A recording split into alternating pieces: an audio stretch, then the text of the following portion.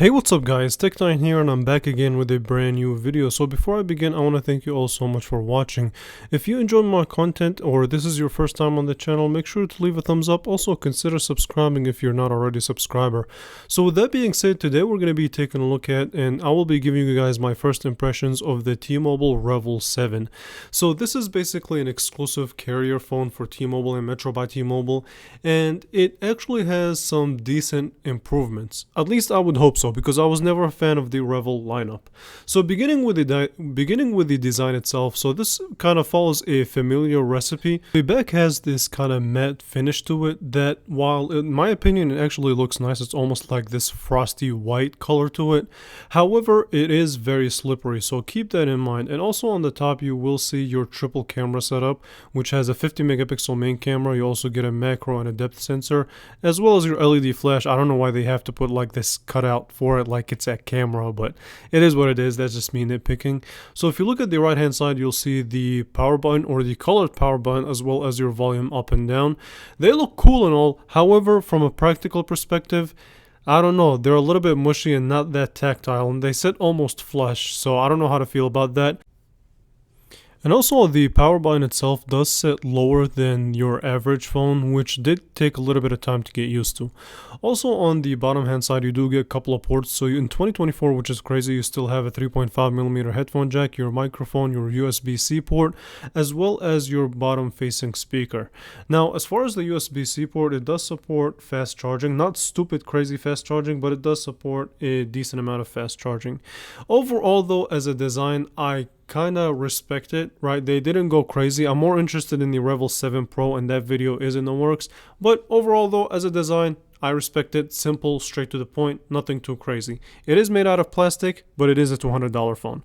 If you look at the front of the phone, you'll find your display, which is a 6.58 inches Full HD Plus display. It is IPS panel, and I want to say this about the display, right?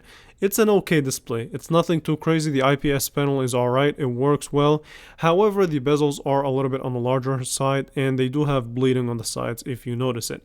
Now, a good feature about this display is that it does have the ability to go from 60 Hz to 120 Hz. So it does have variable refresh rate, which is nice to have, especially for a phone that's around 200 bucks. That's cool. It's a cool little feature. However, the display, I want to save my final judgment on that for another video, so I'll be on the lookout for that. As far as your specs, you do get the following specs. So you get the Qualcomm Snapdragon 6 Gen 1 processor. It is an octa-core processor. You also get a 5000 milliamp hour battery, a surprisingly nice size of 6 gigabytes of RAM. So everything about this phone, from when compared to last year's generation, seems like a pretty solid upgrade internally, right? And when it comes to the kind of daily tasks or just your average tasks, this phone performs fine, right? So opening up things like the phone app, the messaging app, going through your going through your social media, setting up your calendar, browsing the web, things of that nature, this phone will be more than fine. It will do its job properly. So far, I haven't seen any crashes, and it does seem like it's using so it also does seem like it's using as close to stock as possible, so that's nice. That will make the experience a little bit better. And overall though, as far as the performance right now, I don't have too much negative things to say about it, but I feel like when I start really heavily testing it, that's when we'll kind of see slowdowns and glitches and things of that nature. Okay, so here's my overall thoughts on this phone now that I've used it for a few hours, right? So this is definitely a budget phone, no doubt about it. Is it a phone that I would recommend? Not yet, right? Because you still have to compare it to the A15, the Moto G 5G, so it does have a lot of competition for 200 bucks, but it's a good phone in a vacuum, so keep that in mind.